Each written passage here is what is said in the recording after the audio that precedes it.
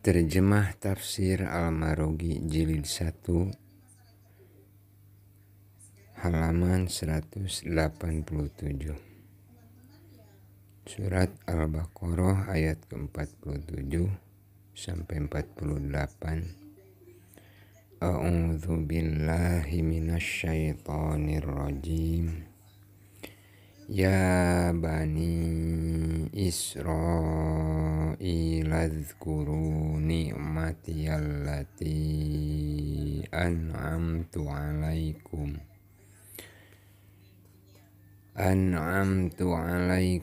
wa anni faddaltukum alal alamin. Wattaqu yawman la tajzi nafsun an nafsin syai'aw wa la yuqbalu minha syafa'atu wa la yu'khadhu minha adlu wa la hum yunsarun. Artinya, wahai Bani Israel, ingatlah akan nikmatku yang telah aku anugerahkan kepadamu, dan ingatlah bahwasanya aku telah melebihkan kamu atas segala umat. Dan jagalah dirimu dari azab hari kiamat, yang pada hari itu seseorang tidak dapat membela orang lain walau sedikit pun, dan begitu pula tidak diterima syafaat dan tebusan daripadanya, dan tidaklah mereka akan ditolong.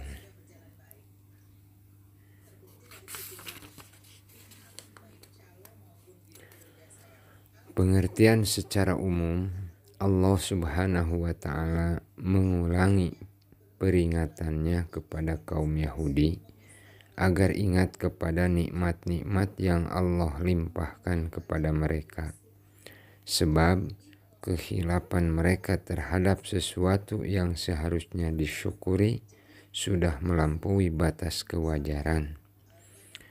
Pada bahasan terdahulu kami telah memberikan penjelasan mengenai peringatan ini yang dibarengi dengan janji Allah kepada orang-orang yang akan diberi kemenangan di dalam menghadapi musuh.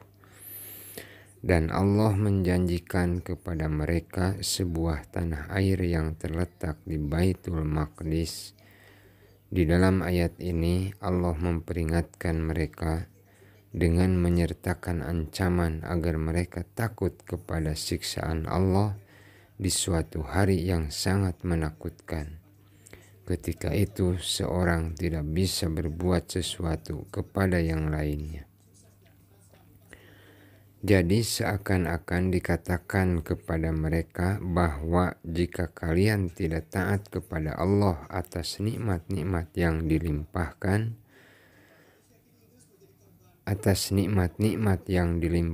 Allah kepada kalian, hendaknya kalian takut kepada Allah berdasarkan ancaman siksaan di hari kiamat kelak.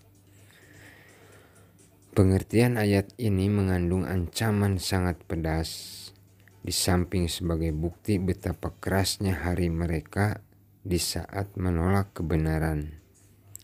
Sebab bagi seseorang yang menyadari akan kekurangan dirinya, maka ketika ia menyendiri, ia akan merasa sedih dengan kekurangannya itu.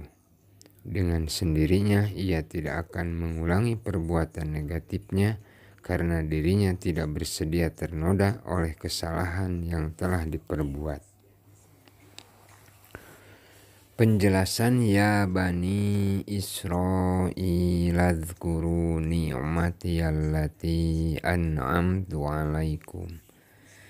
Ayat ini merupakan penguat bagi ayat yang telah tersebut terdahulu, sekaligus sebagai ungkapan rasa kasih sayang, karena diingatkannya mereka untuk menyatakan syukur atas nikmat keutamaan yang dilimpahkan kepada mereka, yakni kelebihan dibanding umat lainnya.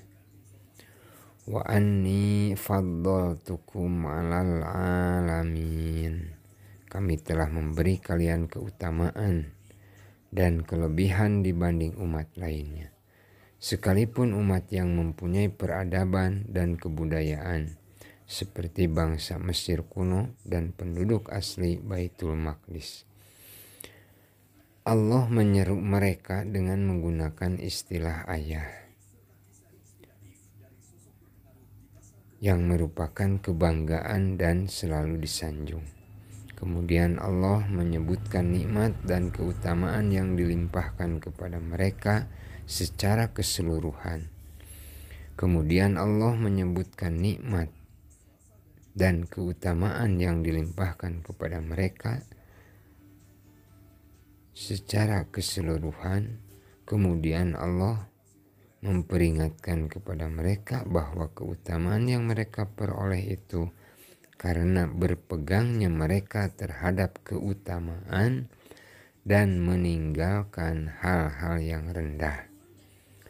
Sebab bagi orang yang merasa dirinya lebih utama dan mulia, sudah barang tentu harus meninggalkan hal-hal yang sangat rendah. Selanjutnya Allah mengingatkan keutamaan mereka ini agar sadar bahwa yang membuat mereka utama itu pun bisa berbuat mengutamakan orang lain seperti Nabi Muhammad dan umatnya. Sekaligus hal ini mengingatkan mereka sebagai bangsa yang seharusnya pertama kali menerima kebenaran yang didatangkan kepada Nabi Muhammad SAW, yakni ayat-ayat Al-Quran.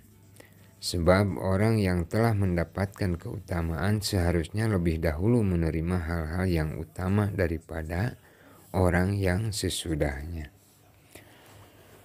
Keutamaan yang telah mereka peroleh itu lantaran banyak nabi yang diutus untuk mereka, dan kenyataan ini memang tidak bisa disangkal lagi.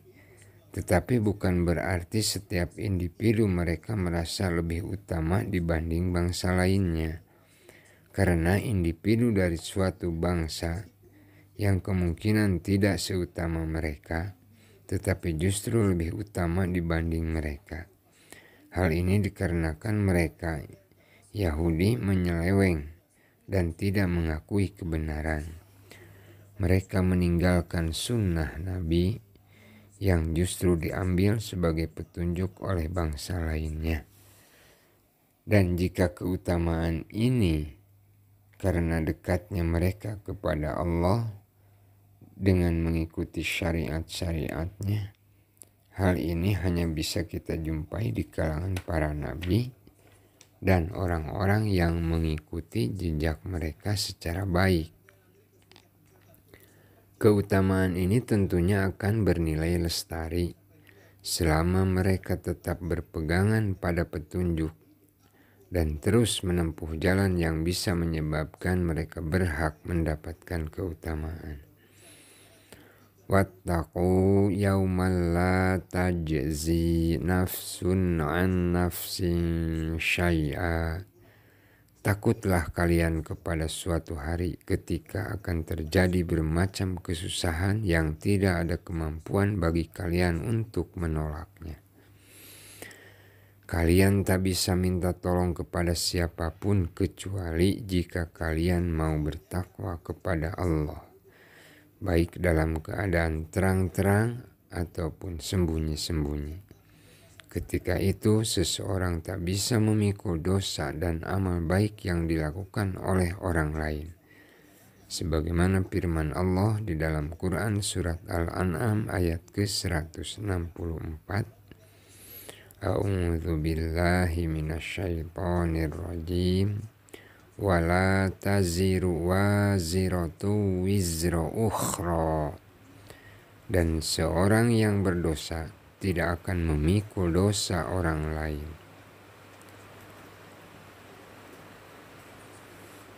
Dan di ayat dan di surat lain Allah juga berfirman di surat Fatir ayat ke-18, A'udzu billahi minasyaitonir rajim. Wa in tad'u muthqalatun Wa in tad'u musqalatun ila himliha la yuhmal minhu syai'un walau kana dza qurba. Dan jika seseorang yang berat dosanya memanggil orang lain untuk memikul dosa itu, tiadalah akan dipikulkan untuknya sedikit pun, meskipun yang dipanggilnya itu kaum kerabatnya.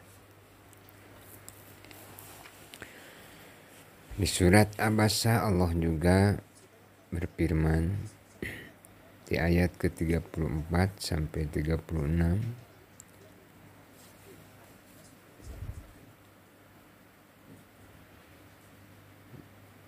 Yauma yafirrul mar'u min akhihi wa ummihi wa abihi wa sahibatihi wa bani. Pada hari ketika manusia lari dari keluarganya, dari ibu dan bapaknya, dari istri dan anak-anaknya,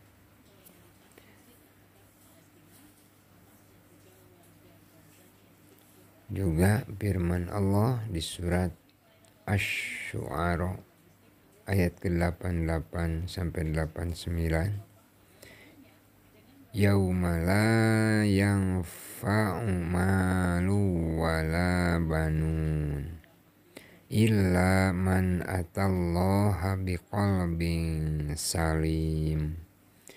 Artinya, yaitu di hari harta dan anak-anak laki-laki tidak berguna, kecuali orang-orang yang menghadap Allah dengan hati yang bersih.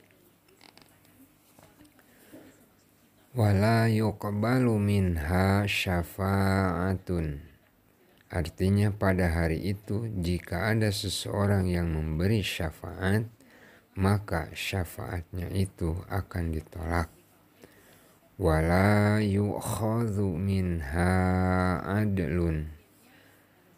Artinya pada hari itu tebusan pun tak ada gunanya jika hal tersebut bisa didatangkan. Walahum yunsorun. Artinya mereka takkan mendapatkan pertolongan dari tetapnya siksaan Allah yang dijatuhkan kepada mereka. Ringkasnya, pada hari itu semua sebab telah diputuskan dan ketentuan keturunan tidak berlaku lagi. Semua tatanan kehidupan berubah, termasuk tatanan yang bisa menolak bahaya jiwa dengan cara tebusan atau pertolongan seseorang, baik dari para sultan ataupun umaro, atau para pendukung yang bisa menyulap perkataan yang hak menjadi batil. Pada hari itu hilanglah semua sarana koreksi kecuali keikhlasan beramal ketika ajal belum merenggutnya. Dan pada hari itu tak ada seorang pun yang bisa angkat bicara kecuali telah mendapatkan izin Allah. Kaum Yahudi sama halnya dengan orang-orang yang masih beragama animisme. Mereka menjadikan hal-hal yang ada di dunia ini sebagai ukuran untuk mencapai ukhrawi mereka. Berdasarkan pemikiran ini, mereka menduga bahwa penyelamatan terhadap seseorang yang berbuat jahat bisa dilakukan. Caranya adalah membayarkan tebusan atau melalui koneksi yang dekat dengan Yang Maha Kuasa. Mereka menganggap Allah bisa merubah pendirian dan menghapus ketetapan yang sudah pasti.